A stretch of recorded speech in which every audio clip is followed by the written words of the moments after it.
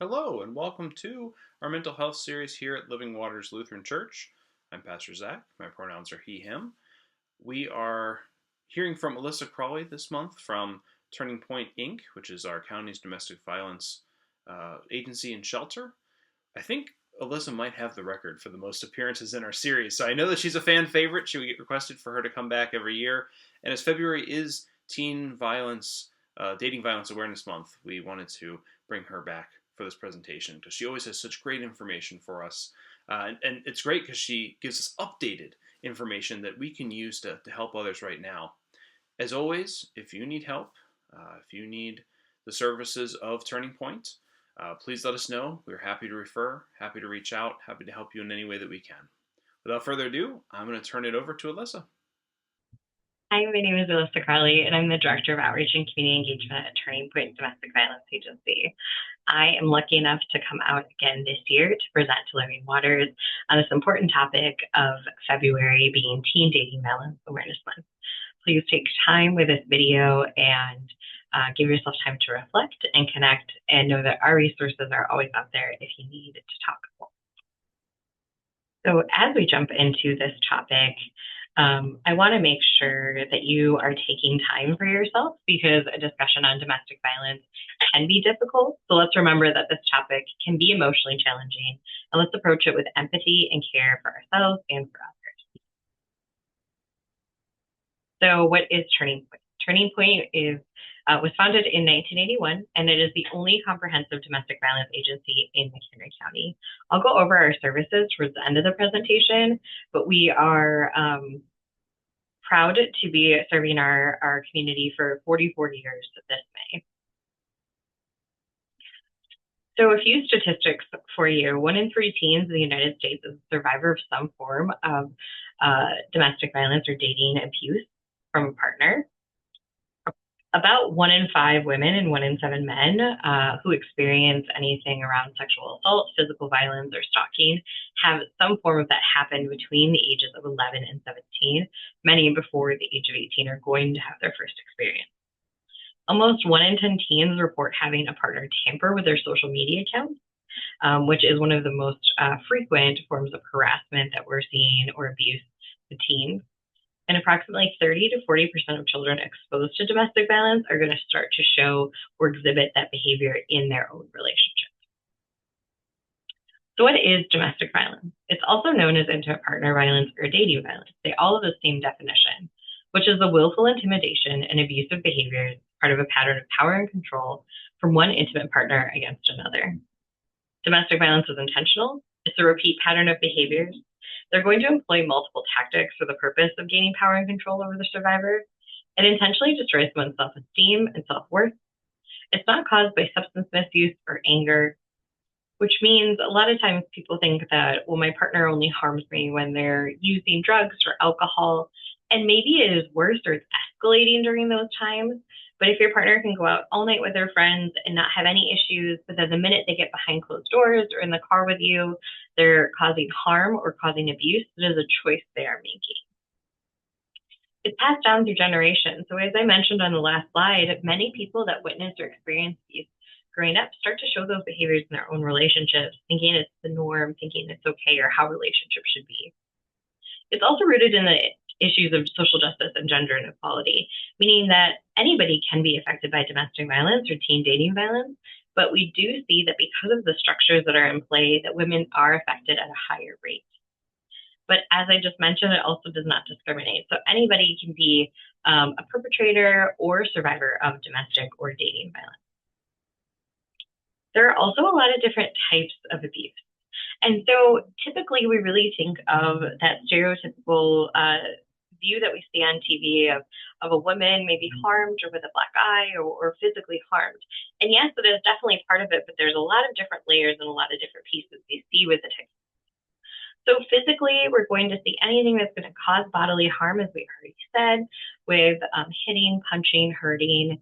We're also going to include strangulation, throwing things, punching holes in walls, breaking or dismantling property. So I've seen a lot, especially in the teen world, maybe a partner throwing their things or throwing their phone.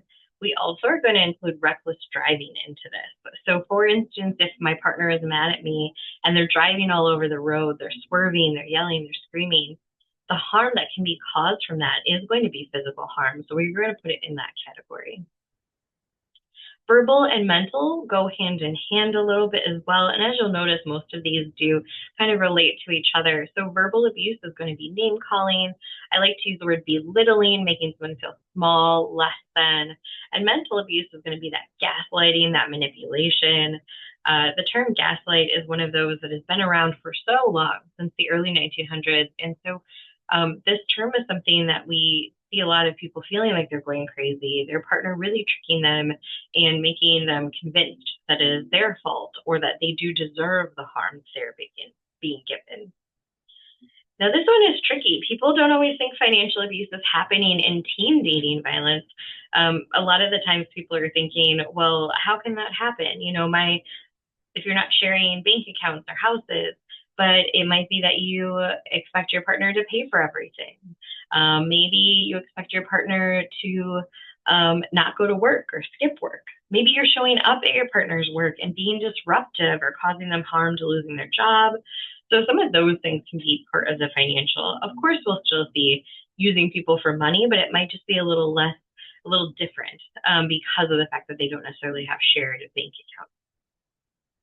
Now, sexual abuse is a very complex thing that we're seeing with teens, and I think all age ranges, but of course with teens, that's a time that youth are already exploring and thinking about these things. But are they feeling coerced or pressured into sexual experiences before they're ready? Are they being coerced or forced to send photos or videos? And so thinking about the pressure that they have and if they are ready to send that, if they are ready to talk about that. And remember that in the state of Illinois, the age of consent is 17, but we can still have conversations around consent when it comes to non-sexual things too, of just setting boundaries, which we'll get to in this presentation as well. And then stalking and digital really go hand in hand these days. We're seeing more people, still do traditional stalking of showing up to work or following them after class or in school. But with digital technology, we're seeing location sharing, we're seeing apps being used, checking their social media or posts of where they are and what they're up to. And so that's where we see a lot more of that behavior happen. I am in my later 30s, and I definitely did not have this technology when I was in school. And I think we always have to remember when we're talking with youth and having conversation with our teens in our lives that we can't just dismiss something because we didn't have experience with it, making sure that we're talking to them about why they want to share their locations with someone, why is this important to them. Talking about those different pieces can really open a discussion, and you can learn a lot more about why they want to do those things. So don't always dismay or dismiss. That's what I'm looking for, of why someone's sharing something or what the reason is. As you guys are reading these, I really want you to think about how these types differ with teens and adults, and do they differ? Are we seeing really a lot of the same behaviors just with teens versus adults?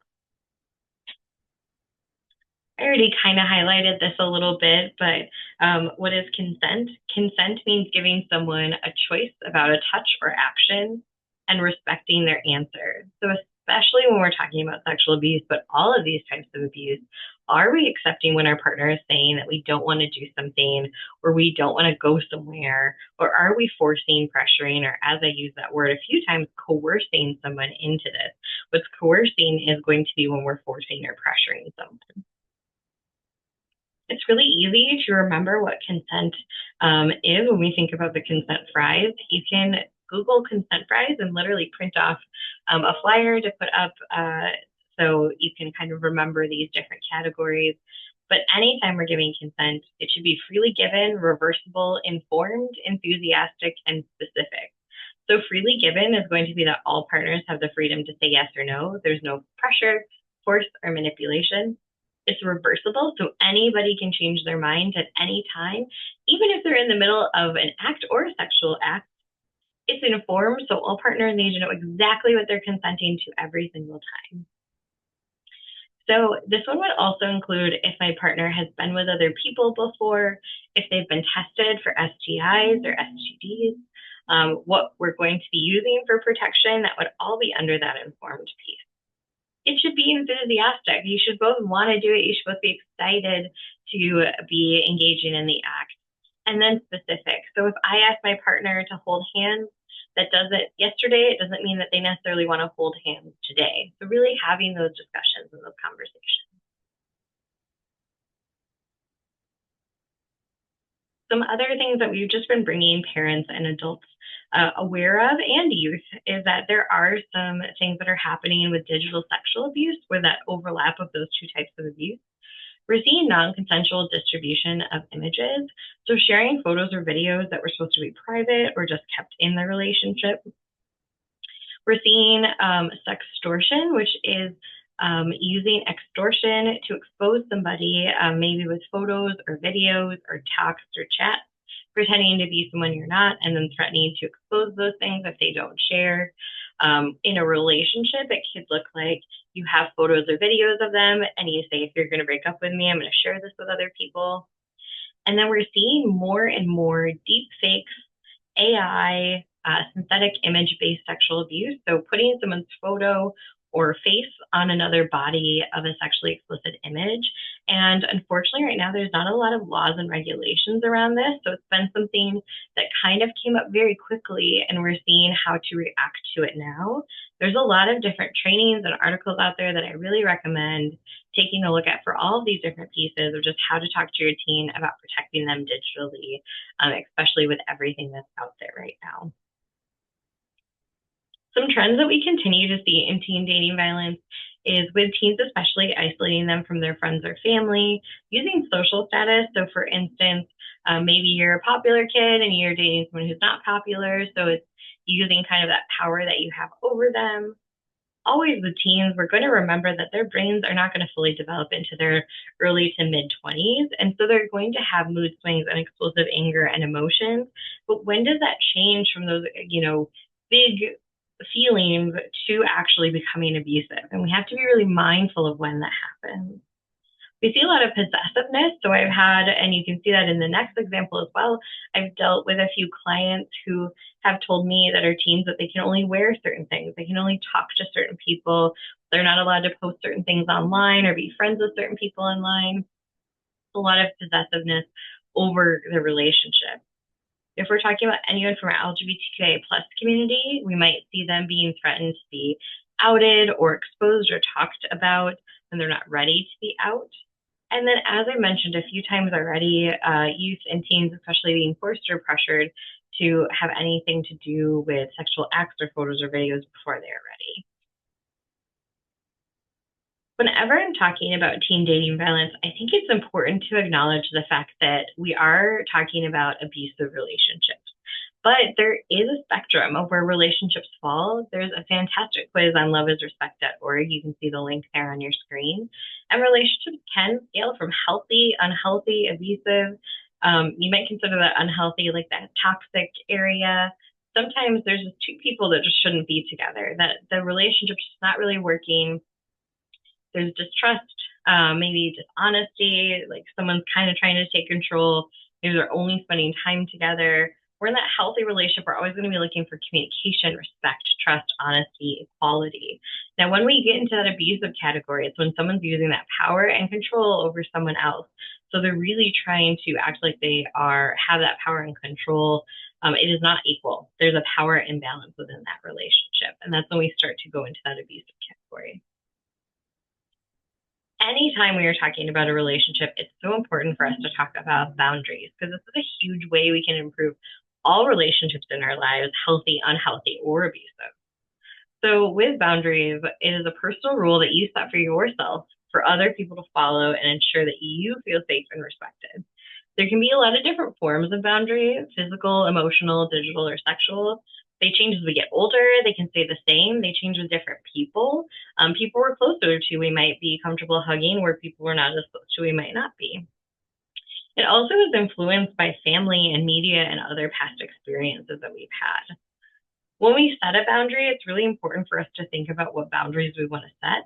It might be something where we see traits or behaviors in other relationships that we think would be beneficial to ours. It might be that we have behaviors that are bothering us, or qualities that I admire in other people. And also, how do I spend my time? So for me and my partner, we both are very independent people that like our own hobbies and interests and friends.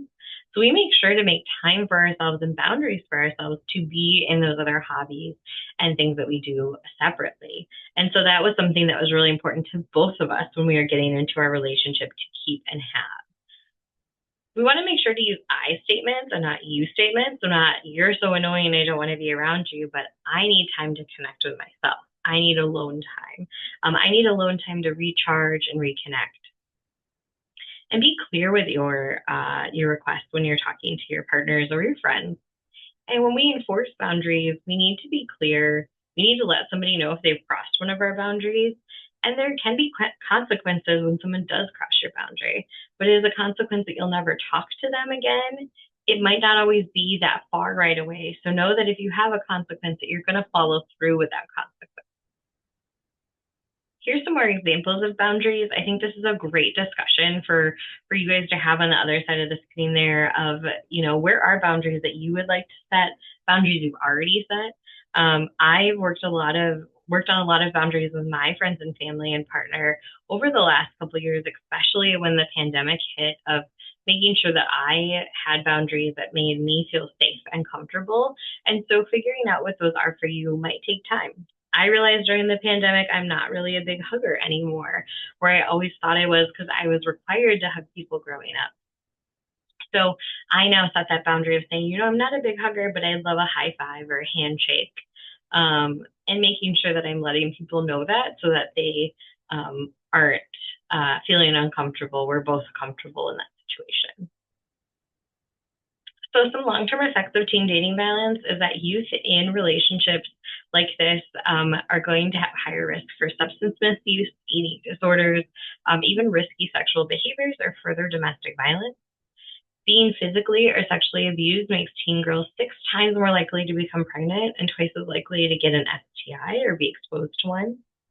And half of youth who've been victims of both dating violence and rape have attempted suicide, compared to 12.5% of non-abused girls and 5.4% of non-abused boys. So we know that these experiences are going to stay with these youth, and that's why it's so important for them to be connected to resources. So how can you help? You can be a trusted adult. There's a lot of times where youth are just looking for another adult in their life to listen, to understand, and to just be able to have conversations with, especially those uncomfortable ones. So we want to make sure that we're accountable, helpful, thoughtful, trustworthy, respectful, non-judgmental. We want to model healthy behaviors. And this is as simple as just modeling those behaviors well around any youth or teens in your life. And something that's very important is don't make promises to teens that you can't keep. I myself am a mandated reporter, as many of us are. And sometimes we have to say, you know what, I actually have to share this with someone else because I'm worried you're going to hurt or harm yourself or someone else. And so knowing that it's okay to tell them we can't keep all the promises, but talking about what confidentiality looks like and how or when we would have to share something. So what else can parents do specifically? You can educate yourself on healthy relationships and have conversations with your teens. Even if your teens are not dating yet or not interested in dating, you can always relay so much of this information to friendships and talking about what friendships look like and how you would have those conversations in those situations. You want to listen. Sometimes our first reaction is to freak out or be upset, and that's okay, but give yourself some space, go have that moment, and then go back to listen to your teen. Because if you have a really big reaction, they might not share something with you again. Support looks different for everybody, especially for our teenagers. And so making sure that we're giving them support, we're asking them what they need help with. Do they want you to call Turning Point together? Do they not want to talk about it again right now? Do they need a journal to put their notes in? So really talking about what they would need. And as I mentioned in the last one, refer to who can help. It is totally okay to tell someone, I actually don't know the answer to that question, or I know someone who can help, but it's actually not me. We got to connect to this resource. Here's some other ways that we're going to start those conversations with our youth. As I already said, talk about and model examples of healthy relationships. If you are watching a TV show and you see an example, good or bad, of a relationship, are you talking about that? Are you having a discussion and saying, well, I don't like that behavior. Do you think that's a healthy relationship? And also just showing those examples in the real world as well. We always want to believe someone when they're telling us what happened to them. We do not want to focus on the perpetrator or the abuser. Most of the time, anybody who's in an abusive or unhealthy relationship has to spend a lot of time defending their partner. We are just focused on that person that's in front of us today, and that's who I want to talk to and have a conversation with. We want to avoid victim blaming and making sure the person in front of us understands it is not their fault that they got into this relationship, that it's not their fault that the abuse is happening. We want to support them, but let them lead the conversation. Give them some guide rails, but make sure that they're just being able to share what they need to. As I already mentioned, refer them to people that can help. Come up with a safety plan. There's so many great safety plans on the internet. It is hard to pick one safety plan because they are so different for so many people, but especially when you're working with teens, they might go to school with the person that they're dating that's causing them harm.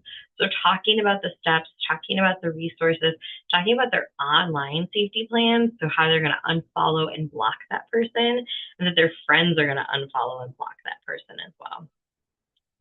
And whenever we're working with anyone, adult or children, we always want to meet them where they're at. We cannot fix everything, and they might not be ready to seek help. It might be that time to get those first few words out, but we might not be ready to go the long haul yet. And that's okay. They now know that you're a safe person to talk to. Just kind of continuing on that discussion of what are some common and helpful conversations with teens. Talk to them about social media and messaging, and talk to them about who they're talking to, who they share locations and passwords with, why that might be unsafe, why it might be unsafe of what they're posting online, if they're sharing any personal information. If you're a parent who has your kids share their location because you love them and you're keeping them safe, how are they going to know the difference when they get into a relationship and that person says the same thing, even if there's ill intent? And so making sure that we're talking to them about our intent behind things and really discussing those. Like if any time a partner is telling them you can't be friends with other people, as we've talked about already, threatening to out them or question their sexual identity or behaviors, pressuring someone to do anything that they're not ready for, saying just like mean, embarrassing things in front of other people, accusing them of cheating or evidence, threatening to harm or kill themselves. This is one that we hear very commonly in the youth world as well, where if you break up with me, I'm going to hurt myself or harm myself. Making sure that we're talking to our youth about the steps with that, of who they would reach out to and who they would talk to, and that we still want to take any time someone's saying that seriously, but it is not our job to go out there and help that person. We can do a wellness check, we can call their parents, but we don't want to put ourselves in harm in that situation. And then we still see a lot of physical violence too happening with our youth. So talking about that and not belittling that. I think sometimes teens are just kind of rowdy, and so they think that that's normal. And talking to them about in a relationship, it's not normal to hurt or harm your partner. Education is so important around this. I know I've already mentioned this a few times, but for teens, this may be the first time they're ever having a conversation about abusive or unhealthy relationships. So really giving them some education around that and talking about media literacy. So many TV shows, songs, things that our youth are absorbing are not showing healthy relationships. So as I mentioned earlier, if you're watching TV together or watching a movie, talk about those examples on the screen. Are they healthy? Are they unhealthy? And what does that look like for you guys? What do they expect in their relationship? So having those conversations. I mentioned this a little bit already. This was kind of a rough outline of a safety plan for teens. Super important to have when you're talking with them about leaving or ending an abusive relationship. So we want to make sure that there's some steps before they leave, making sure that they're keeping evidence, they're talking to people, they're documenting things after they leave. As I mentioned, especially with youth, social media is going to be a huge part of this. So making sure we don't still have our location shared, we can block our partners on our phone, but my best friend shouldn't also still be friends with them on Instagram and posting pictures or on Snapchat or have their Snap apps on for my ex. So making sure that we're turning everything off and we're encouraging our friends and family to do those things too. Obviously, at any point in a safety plan, we want to make sure that when someone feels unsafe, trust your gut and you need to call the police or get people involved. You can definitely work with your school on getting steps of how they can support you with like leaving class early, so you don't have to walk in the hall the same times they do, or switching or changing classes. We have some rights in the state of Illinois that some other states do not have, especially for minors. So one of them is that minors 12 and up can receive 8 90-minute counseling sessions on their own without parental consent or knowledge. At Turning Point, we'd really prefer for their parents to be involved, but sometimes it might be their parents in the abusive relationship not ready to seek help, or it might be that they're in a relationship that they're not ready to talk about. So they can come to us. Ours are 8 50-minute sessions, and we're always willing to talk to anyone on the crisis line, no matter age. There's also these things called orders of protection, which a lot of people know them more as restraining orders. But an order of protection is a piece of paper that is saying that person cannot contact you, be near you, be around you, or contact you through a third party. If you're under the age of 18, you do have to have somebody 18 years or older with you to file on your behalf. But they do not necessarily have to be a parent. Once again, at Turning Point, we really encourage parents to be included, but we know that that might not always be the case. And as I mentioned on the last one with safety planning, Illinois law helps for schools to discipline for abuse happening outside of the school if it interferes with one's education. So if someone's dealing with dating or domestic violence and it's affecting the fact that they don't want to go to school, they don't want to deal with those things anymore, we need to let the school know so they can help support you and get you those resources. We have so many fantastic services here at Turning Point. We are really that full spectrum of doing everything from crisis intervention to prevention, which is really important to us to change the cultural acceptance of violence in our community and in our homes. So we have a 24-hour helpline, so 24 hours a day, 7 days a week. You can call and speak to a live advocate about what you're experiencing and that you need to chat. We have a safe, secure emergency shelter for people that are actively fleeing domestic violence. We have individual and group counseling for children, teens, and adults that starts at 5 years old, and they can come once a week, every other week, once a month, whatever they're comfortable with, and talk about their relationship and their situation. We have legal advocates at the McHenry County Courthouse that help file orders of protection during courthouse hours. We have our programs for those who choose harm in their relationships as well, which includes our partner abuse intervention, our survivor intervention, and our positive parenting programs. Those programs are going to be for primarily court-ordered individuals who have been abusive within their homes, but sometimes it might be that they are also coming voluntarily. And then the last one is our prevention program, one of the programs I oversee, where we go out to schools and we talk about age-appropriate anti-violence education from pre-K through college, from bullying, healthy relationships, and friendships and all of the stuff in between. And so we have those discussions as well to hopefully stop people getting into needing our services and ending up in domestic violence relationships by having that education early. In McHenry County, we have a great service called the McHelp app. It's completely free, and you can talk to someone about what you're experiencing. If it's non-domestic violence and you're in a crisis or a mental health situation, this is a great resource. I just want to thank you guys for your time, as always, to sit and listen to this topic. And really, I'd love for you to take some time to think about what you heard today, jot down some ideas of how you can talk about and model healthy relationships, and really figuring out how you can support those youth in your lives so that they feel comfortable having these tough conversations. At the end of the month, we're going to be hosting a teen dating violence awareness event here on site. It's going to be very similar to this presentation tonight, but with some added discussion. I will share over that flyer if you are interested in attending. You guys have a great rest of your day, whatever time it is when you're watching this. And thank you again.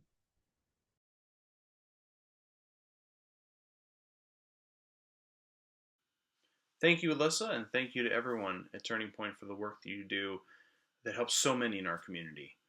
As always, as I said at the top, if you need any more information, handouts, info about the event that Alyssa spoke about, please let us know. We're happy to forward everything that we get.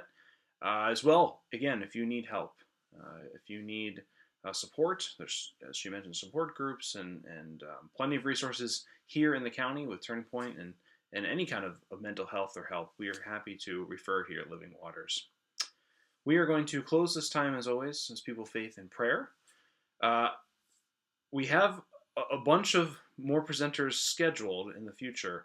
And we're very excited about some of them because we're going to get some new faces too, and some favorites from the past. So keep an eye out for announcements of the schedule coming up. We'll aim for the second Monday of each month, but life happens. Sometimes we have to alter things, but we do have episodes planned as we continue here in 2025 in our 4th season of the Mental Health Series. Amazing. Thank you for your support. And please feel free to send this to anybody who needs this help as well. Let us pray. Holy God, we give you thanks for Alyssa and the folks at Turning Point who help people in their darkest hours. Please help all those who are victims of violence and abuse. Help them be free of these toxic situations. Empower us as community members to spread awareness, to remove stigma, to help others get the help that they need. We pray for the reversal of the current statistics we're seeing with domestic violence. And as always, we pray for all those who are wrestling with any kind of health issue, including mental health. We ask that you strengthen those who are helping and caring, that there is so much help here in the community. Lord, we ask that people know that this help is there for them and that we can best connect them with it. In your holy name we pray. Amen. Thanks, everyone.